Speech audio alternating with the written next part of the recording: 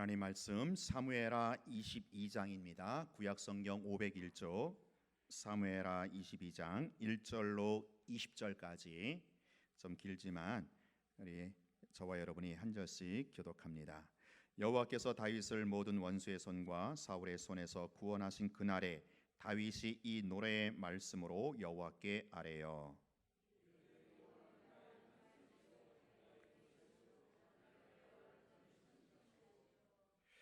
나의 피할 나의 반석의 하나님이시요 나의 방패시요 나의 구원의 뿌리시요 나의 높은 망대시요 그에게 피할 나의 피난처시요 나의 구원자시라 나를 폭력에서 구원하셨도다.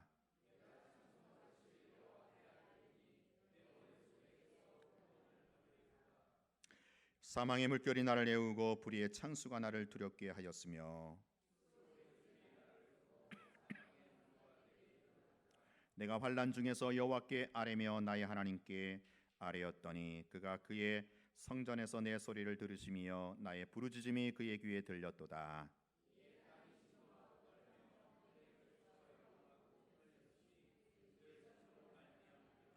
그의 코에서 연기가 오르고 입에서 불이 나와 사름이여 그 불에 숯이 피었도다.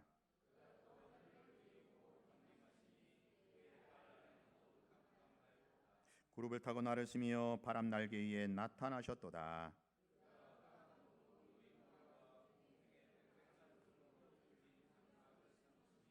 그 앞에 있는 광채로 말미암아 숯불이 피었도다.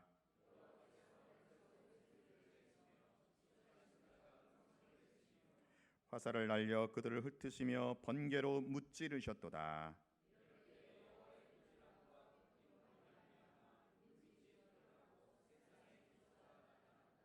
그가 위에서 손을 내시며 나를 붙드시며 많은 물에서 나를 건져내셨도다.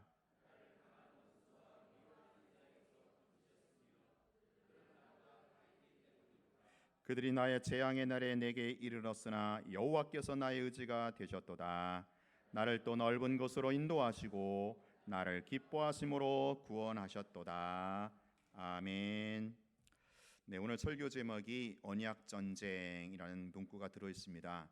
또 전쟁이구나. 오늘도 전쟁에 관한 설교이겠구나. 그러실 텐데요. 자세히 보면 제가 지금까지 강조했던 전쟁과는 다른 전쟁이다라는 것을 눈치채실 거예요. 오늘 설교 제목이 무슨 전쟁이라고요? 언약 전쟁. 아마 조금 용어가 생소하기도 하고 낯설기도 할 겁니다. 자, 제가 지금까지 목이 터져라 외쳤던 전쟁은 영적 전쟁이었어요. 영적 전쟁. 눈에 보이진 않지만 엄연한 우리 현실이기 때문에 우리가 이 영적 전쟁을 회피하지 말고 맞서 싸워야 한다. 그렇게 제가 설교했습니다. 자, 오늘은 영적 전쟁이 아니고 그 언약 전쟁의 차원에서 본문을 좀 살펴보도록 하겠습니다. 여러분, 먼저 이 영적 전쟁과 언약 전쟁이 어떻게 다를까? 차이가 무엇일까요? 영적 전쟁은요, 우리가 싸우는 전쟁이고요. 이 언약 전쟁은 여호와가 우리를 대신하여 싸우시는 전쟁입니다. 그 전쟁의 주체가 누구냐 하는 것이 결정적 차이라고 할 수 있어요. 영적 전쟁은요, 내가 친히 싸워야 되는 전쟁, 우리 몫에 해당하는 전쟁이라고 한다면, 이 언약 전쟁은요, 여호와가 하나님이 친히 용사가 되어 주셔서 싸우시는, 그러니까 하나님 몫에 해당하는 전쟁이다라고 할 수 있어요. 자, 그래서 다시 오늘 설교 제목을 보면 구원, 언약 전쟁의 산물이라고 한 것이 조금 감이 잡히실지 모르겠어요. 구원이란 우리가 전쟁을 치러서, 그러니까 내가 영적 전쟁을 치러서 따내는 것이 아니라, 우리가 아무리 영적 전쟁에 능한 용사라 할지라도 내가 싸워서 구원을 쟁취할 수는 없거든요. 이 구원은요, 오직 여호와의 언약 전쟁으로 말미암아 주어지는 것이다라는 거예요. 여호와께서 싸우셔서 그 승리에 대한 부산물로 주어지는 것이 오늘 우리의 구원이다라는 겁니다. 이것을 신약 성경에서는 뭐라고 표현하고 있습니까? 구원은 은혜로 받는다, 그렇게 표현하고 있는 거예요. 자, 여러분, 먼저는요, 이 언약 전쟁이 먼저다라는 거예요. 순서에 있어서. 이 언약 전쟁은요, 우리가 하나님의 자녀가 되고 우리가 구원받는 차원이에요. 여기는 전적으로 여호와 하나님이 주연이 되십니다. 우리는 그분께서 싸우시는 전쟁을 그저 보기만 하면 되고요, 확신 가운데 나에게 이루어진 사실로 받아들이기만 하면 되는 거예요. 이 구원의 장면을 가장 극적으로 보여주는 것이 이스라엘 백성들이 출애굽해서 홍해 바다 앞에서 모세가 하는 얘기가 있잖아요. 너희는 두려워 말고 가만히 서서 여호와께서 오늘날 너희를 위하여 행하시는 구원을 보라. 여호와께서 너희를 위하여 싸우시리니 너희는 가만히 있을지어다. 이게 바로 언약 전쟁, 하나님이 대신 싸워주시는 하나님의 목, 언약 전쟁이라고 할 수 있어요. 자, 그 다음 순서가 뭐냐? 이제는 영적 전쟁이죠. 이 싸움은요, 내가 주연이 되어서 내가 싸워야 하는, 내가 치러야 하는 전쟁이라는 거예요. 뭐 하나님의 주권이다, 뭐 하나님의 뜻이다, 여러분 그렇게 미루거나 핑계 댈 수가 없는 거예요. 우리가 적극적으로 나서서 싸워야 할 대목이 바로 영적 전쟁. 그래서 이 언약 전쟁이 우선이고, 그 순서를 기반으로 해서, 그러니까 은혜를 기반으로 해서 우리가 영적 전쟁을 치러야 된다. 뭐 이런 순서를 정립하시고요. 자, 오늘은 이 여호와의 언약 전쟁의 관점에서, 이것을 구원과의 관점에서 오늘 본문을 좀 살펴보도록 하겠습니다. 자, 사무엘하 20장은요 다윗의 감격적인 승전가라고 했어요. 여러분, 이 다윗이 이 승전가를 노래하는 이 다윗의 심정이 얼마나 감격스러웠겠습니까? 터질 듯한 가슴으로 마치 전율에 떨면서 노래하지 않았겠어요? 여러분, 다윗이 왜 이렇게도 감격에 겨워서 찬양을 했을까요? 다른 이유가 없어요. 오직 한 가지, 그것은 다윗이 구원받았다라고 하는 사실에 있는 겁니다. 사망의 자리에서, 원수의 손아귀에서 자기를 구원하셨다고 하는 이 팩트, 이 사실로 인해서 다윗은 그토록 노래하며 감격하고 있는 거예요. 자, 1절에 보니까 구원하신 그날에, 3절에 나의 구원의 뿌리시오, 나의 구원자시다, 나를 흉악에서 구원하셨도다, 4절에 구원을 얻으리로다. 이 구원이라는 말이 무려 초반에 5번씩이나 나옵니다. 지금 다윗은요, 구원받은 것을 노래하고 구원하신 여호와로 인하여 찬양하고 있는 거예요. 이 구원이 얼마나 감격스러웠느냐 하는 것은, 여러분, 상대적으로 다윗이 어떤 자리에서 구원을 받았는가, 여기에 달려 있는 거예요. 그래서 5절 이하를 보면, 사망의 물결이 나를 예우고 불의의 창수가 나를 두렵게 하였으며 음부의 줄이 나를 두르고 사망의 올무가 내게 이르렀도다.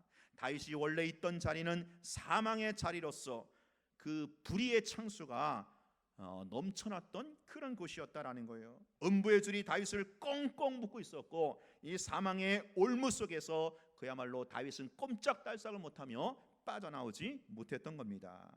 그야말로 죽었던 그 자리, 사망의 자리에서 구원을 받았으니까 새 생명을 얻은 그 구원이 이토록 값진 것이고요. 그래서 감격이 터져 나오는 겁니다.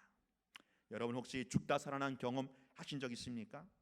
교통사고가 났는데, 엄청난 사고를 당했는데도 구사일생으로 기적적으로 살아났다면 이 사람은 살아있음이 감격 그 자체일 거예요. 예전에 제가 예전에 있을 때 어떤 분이 계셨냐면, 삼풍백화점이 무너졌을 때 살아난 사람이 있어요. 그러니까 이제 다행히 이분은 이제 이렇게 그 1층 그 변두리에 있어갖고 무너지자마자 뭐 이렇게 떨어지니까 빨리 피 나왔대요. 그 뭐 약간 이제 상처를 받았는데 엄청난 보상을 받았더라고요. 그리고 집도 그것 때문에 집도 사신 분인데, 이분도 늘 살아 있음으로 인해서 이 생에 대한 경외감을 갖고 사는 거예요. 여러분, 다윗이 이토록 감격스러운 구원을 지금 어디에 연결시키고 있습니까? 사망의 자리에서 생명으로 건진받은 이 구원을 누구에게로 귀결시키고 있습니까? 7절을 보세요. 7절, 내가 환난 중에서 여호와께 아뢰며 나의 하나님께 아뢰었더니 그가 그의 성전에서 내 소리를 들으시며 나의 부르짖음이 그의 귀에 들렸도다. 사망에서 생명으로 구원하심이 다름 아닌 하나님의 역사, 하나님의 손길이었다. 하나님의 은혜에 대한 고백을 하고 있는 거예요. 내가 이 기가 막힌 환란의 구덩이에서 부르짖었더니 여호와께서 들으시고 건지셨도다. 다윗은요 자기의 구원을 여호와 하나님께로 돌리고 있는 거예요. 그래서 구원의 하나님을 찬양하며 노래하고 있는 겁니다. 자, 근데 여러분, 다윗이 자기의 구원을 하나님께로 연결시키고 나서 8절 이하부터 언급되는 내용을 한번 주목해 보세요. 8절부터 우리 아까 읽었지만 한번 15절까지 한번 읽어보겠습니다. 같이 시작. 이에 땅이 진동하고 떨며 하늘의 기초가 요동하고 흔들렸으니 그의 진노로 말미암음이로다. 그의 코에서 연기가 오르고 입에서 불이 나와 사름이여 그 불에 숯이 피었도다. 그가 또 하늘을 들이우고 강림하시니 그의 발 아래는 어두캄캄하였도다. 구름을 타고 나르시며 바람 날개 위에 나타나셨도다. 그가 흑암 곧 모인 물과 공중의 빽빽한 구름으로 들린 장막을 삼으시며 그 앞에 있는 광채로 말미암아 숯불이 피었도다. 여호와께서 하늘에서 우레소리를 내시며 지존하신 자가 음성을 내시며 화살을 날려 그들을 흩으시며 번개로 무찌르셨도다. 네, 거기까지. 자, 지금 다윗이 지금 우리가 읽은 이 8절 이하에 우리가 읽은 이 노래하는 내용이 여러분 혹시 다윗이 어디에서 인용한 말씀인지 아세요? 이게 다윗이 진 게 아니고 어디에서 인용한 말씀이에요.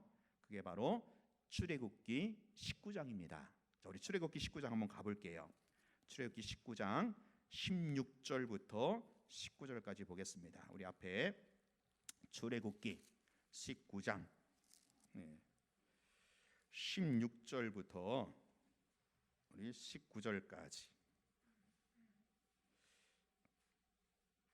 출애굽기 19장 16절부터 19절까지 한번 읽어볼까요? 시작. 셋째 날 아침에 우레와 번개와 빽빽한 구름이 산 위에 있고 나팔 소리가 매우 크게 들리니 진중에 있는 모든 백성이 다 떨더라. 모세가 하나님을 맞으려고 백성을 거느리고 진에서 나오매 그들이 산기슭에서 서 있는데 시내산의 연기가 자욱하니 여호와께서 불 가운데서 거기 강림하심이라. 그 연기가 옹기 가마 연기같이 떠오르고 온 산이 크게 진동하며 나팔 소리가 점점 커질 때에 모세가 말한즉 하나님이 음성으로 대답하시더라. 자, 어떻습니까? 지금 다윗이 출애굽기 19장의 그 장면을 연상하면서 지금 사무엘하 12장에서 노래를 하고 있는 거예요.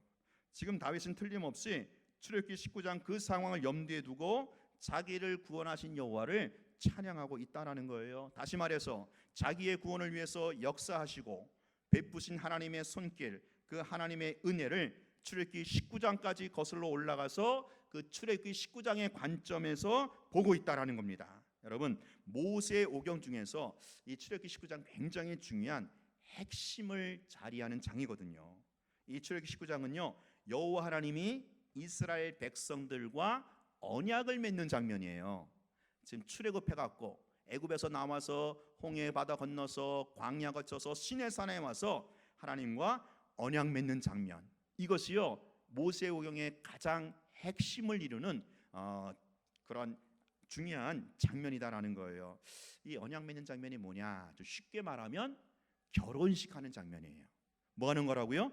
결혼식 하는 장면으로 연상하면 됩니다. 여러분, 일륜지 대사가 결혼인 것처럼 모세오경에서 가장 중요한 부분이 바로 이 하나님과 이스라엘 백성들 간의 언약을 체결하는 출애굽기 19장이라고 할 수 있어요.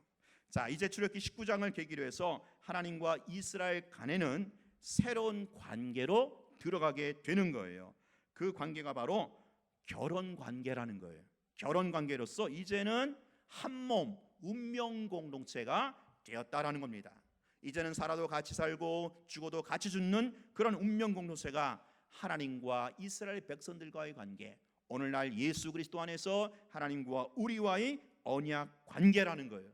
이제는요 빼도 박도 못합니다. 쇠고랑 같이 찬 그런 운명의 공동체, 이제부터 하나님과 우리와의 관계는 언약 공동체로서 쇠고랑을 같이 찬 더 이상 빼도 박도 못하는 그런 관계라는 겁니다. 그래서 주님과 같이 살고 주님과 같이 죽을 수밖에 없어요. 여러분, 아예 지금부터 속 편안하게 작정을 하세요. 이제부터 나는 하나님과 언약을 맺은 공동체로서 죽으나 사나 우리 주님께 딱 붙어 있으리라. 나의 남편 되시고 우리의 아빠가 되시는 우리 하나님과 더불어 내가 운명을 같이 하리라. 이런 결심을 아예 하고 사시는 게 여러분 신상이 좋아요. 처음부터 아예 그런 각오를 하시고 사셔야 됩니다.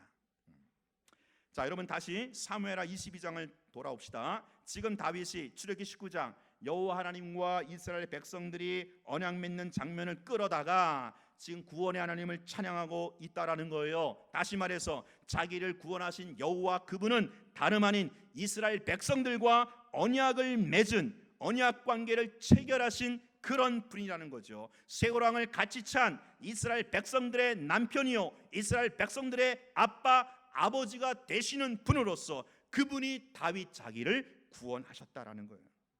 자, 그래서 18절에 뭐라고 합니까? 18절에 보면 다시 이제 사무엘하 22장 18절에 보면 시작. 나를 강한 원수와 미워하는 자에게서 건지셨으며 그들은 나보다 강했기 때문이로다. 다시 전쟁 용어가 동원되고 있는 거예요. 강한 원수, 건졌다, 힘센 연고로다. 여러분 지금 18절이 바로 언약 전쟁을 말하고 있다라는 거예요. 언약 전쟁. 다윗은 지금까지 출애굽기 19장을 인용해서 하나님과 이스라엘 백성들 간의 언약 관계를 상기하고 있습니다. 그리고 나서 그 언약 관계에 의해서 남편 되시는 여호와 하나님이 강한 원수의 손에서 자기를 건져내셨다라는 거예요. 이것이 바로 언약 전쟁이에요. 언약 전쟁이란 남편 되시는 여호와가 당신의 아내가 되는 이스라엘을 위하여 전쟁을 친히 벌이시는 것을 언약 전쟁이다라는 거예요. 쉽게 말하면 자기 아내를 건드린 외간 남자를 가만히 둘 수 없는 게 진짜 남편 아니겠습니까? 어느 놈이 감히 우리 마누라 건드려? 자기 마누라 건드리는 놈 좁혀주는 거, 이게 바로 하나님의 언약 전쟁이라는 거예요. 하나님과 이스라엘 백성들의 관계는요, 언약 관계, 결혼을 한 관계예요. 여호와가 우리의 남편이 되시고 우리는 주님의 아내가 되는 것입니다. 그렇다면 남편 되신 하나님, 아내 되는 그 이스라엘 백성들을 책임지는 것 당연한 것 아니겠습니까? 아내 되는 이스라엘을 건드리는 그 외부 세력에 대해서 진짜 남편이라면 가만두지 않으시는 거예요. 원수에 대하여, 대적에 대하여 전쟁을 벌이시는 거예요. 이스라엘이 원수의 손에서 괴롭힘을 당하고 사망의 그 우겨쌈을 당할 때 진짜 남편이라면 여호와 하나님은 가만히 계실 수가 없다라는 거죠. 손을 써서라도 전쟁을 벌여서 원수의 손아귀에서 구출해 내시는 거예요. 그것이 바로 오늘 우리의 구원이다라는 거죠. 그러므로 구원은 언약 전쟁의 산물이 되는 겁니다. 나를 강한 원수와 미워하는 자에게서 건지셨으며 저희는 나보다 뭐요? 힘센, 저희는 나보다 강했기 때문이다. 지금 다윗이요, 원수의 손에 붙들려 있는데 그 원수는 다윗보다 힘이 센 놈이에요. 강한 놈이에요. 그래갖고 이 다윗이 원수의 손에서 풀려날 수 있는 유일한 방법은 뭐예요? 그놈의 원수보다 더 센 분이 오셔갖고 자기를 풀어줘야 되는 거예요. 제가 어릴 적에 제 밑에 남동생이 있는데 3살 차이예요. 3살 차이. 어릴 적에 이제 그런 기억이 있어요. 하루는 제 동생이 자기 또래들하고 싸웠는데 그러면 얻어 터지고 왔어요. 아마 자기보다 힘이 좀 센 또래인 것 같아요. 그것을 형인 내가 보고 가만히 있겠습니까? 가만히 나몰라 한다면 형이 아니죠. 그러니까 제가 이제 3살 위니까 아무래도 야, 누가 내 동생 때렸어? 이리 와 하고 제가 그 3살에 그 우리 동생 괴롭힌 애를 그냥 좁혀줬어요. 어느 놈이 감히 우리 동생 건드려? 그랬던 거죠. 원래 우리의 원수, 원래 우리는 원수 사탄의 손에 붙들려 있었어요. 이놈의 사탄이 보통 강자가 아니에요. 아주 센 놈이에요. 강한 원수예요. 어떤 무기를 갖고 있느냐? 죽음, 사망이라는 무기를 갖고 있는 거예요. 이놈이 사망을 무기로 해서 우리를 자기 손아귀에 다 쥐고 있는 겁니다. 모든 사람들이 이 죽음의 권세를 갖고 있는 사탄 밑에 꽁꽁 묶여서 두려워 떨고 있는 거예요. 근데 하나님이 가만히 보고 있으니까 이건 말도 안 되는 상황이 벌어진 거죠. 자기 아내가, 자기 동생이 원수의 손아귀에서 고통당하며 신음하고 있는 거예요. 그래서 어떻게 합니까? 그놈의 원수보다 더 강력한 무기를 가지고 거기서 건져낸 거죠. 그것이 바로 십자가와 부활이라는 거예요. 이 부활은 사망을 생켜버린 생명의 사건으로서 사단이 갖고 있었던 인류 최대적 사망을 박살낸, 사망을 깨트려버린 생명의 사건이에요. 우리는 그리스도의 부활의 능력으로 하나님의 생명, 영생을 부여받은 것이죠. 사랑하는 여러분, 이제 본문의 마지막을 장식하고 있는 20절을 한번 보세요. 20절 한번 더 읽을까요? 시작. 나를 또 넓은 곳으로 인도하시고 나를 기뻐하심으로 구원하셨도다. 어떻게요? 나를 무하심으로 구원하셨다고요? 나를 기뻐하심으로 구원하셨도다. 하나님이 나를 너무 기뻐하기 때문에 그 무시무시한 전쟁을 치러서라도 나를 구원하셨다라는 거예요. 여기서 나를 기뻐하심으로, 이게 이제 히브리어 원문에 보면은 쉽게 말하면 이겁니다. 그가, 하나님이 나를 너무너무 좋아하셔서, 너무너무 좋아하셨어. 그러니까 하나님이 내가 너무너무 좋으셔서 나를 건지시고 구원하셨다라는 거예요. 여러분, 이 말도 언약 관계에서 정확히 이해가 가능한 겁니다. 자, 하나님이 우리의 남편으로서, 당신의 아내가 되는 우리가 너무너무 좋고 너무너무 사랑스럽기 때문에 우리를 원수의 손아귀에서 구원하셨다라는 거예요. 여러분, 우리가 가끔 그런 고백을 하잖아요. 나는 하나님 없이는 못 삽니다. 우리의 신앙 고백 아니에요. 근데 지금 다윗은요, 그 고백을 하나님께 지금 갖다 붙이고 있어요. 하나님도 나 없이는 못 살 거야. 이런 확신을 다윗이 갖고 있는 거예요. 자신의 남편 되시는 여호와 하나님 앞에서 자기가 얼마나 귀한 존재인지를 알았던 거지요. 다윗은 하나님과 자신 사이에 형성된 이 특별한 관계, 곧 언약 관계를 깨달은 거예요. 그래서 다윗은 아주 담대하게 그리고 애교 섞인 고백으로 하나님, 당신도 나 없이는 못 사시지요. 지금 그러고 있는 거예요. 사랑하는 여러분, 오늘 여러분이 어떤 존재인지 아십니까? 여호와 하나님의 아내요, 우리는 하나님의 자녀들입니다. 자, 그럼 보세요. 여러분, 남편에게 있어서 아내는 절대적으로 필요한 존재거든요. 살면 살수록 그러잖아요. 남자들이요, 겉으로 허우대 멀쩡하여도 잘난 것 같지만 마누라 없이는 못 사는 게 남편이에요. 남자들이에요. 그거 아십니까? 여러분, 부모님들에게 있어서 자녀는요 전부이고 최고예요. 자녀 없이는 사는 낙이 없는 게 부모들의 마음이에요. 성도 여러분, 하나님도 마찬가지라는 거예요. 우리의 남편 되시는 하나님이 당신의 아내가 되는 우리 없이는 하나님도 못 사시는 거예요. 우리의 아빠가 되시는 하나님은 당신의 자식이 되는 우리 없이는 사는 낙이 없으신 거예요. 재미가 없어요. 그래서 어떻게 하시기까지 했습니까?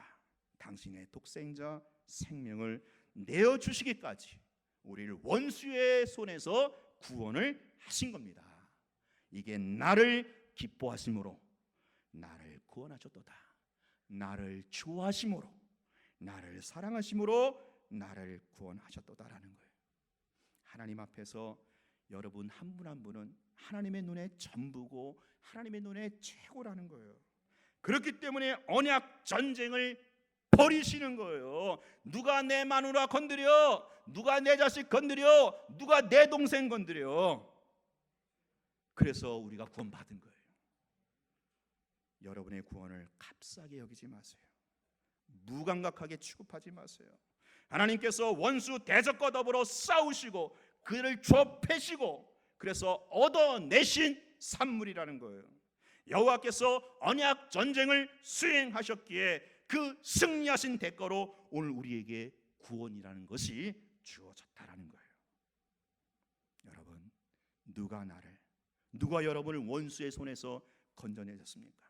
누가 여러분을 사망의 골짜기에서 빼어내셨습니까? 우리의 남편 되시는 여호와, 그분이 하나님과 우리와의 언약 관계에 신실하시기 때문에 누가 감히 내 마누라 건드려? 누가 감히 내 자식 건드려? 나와봐!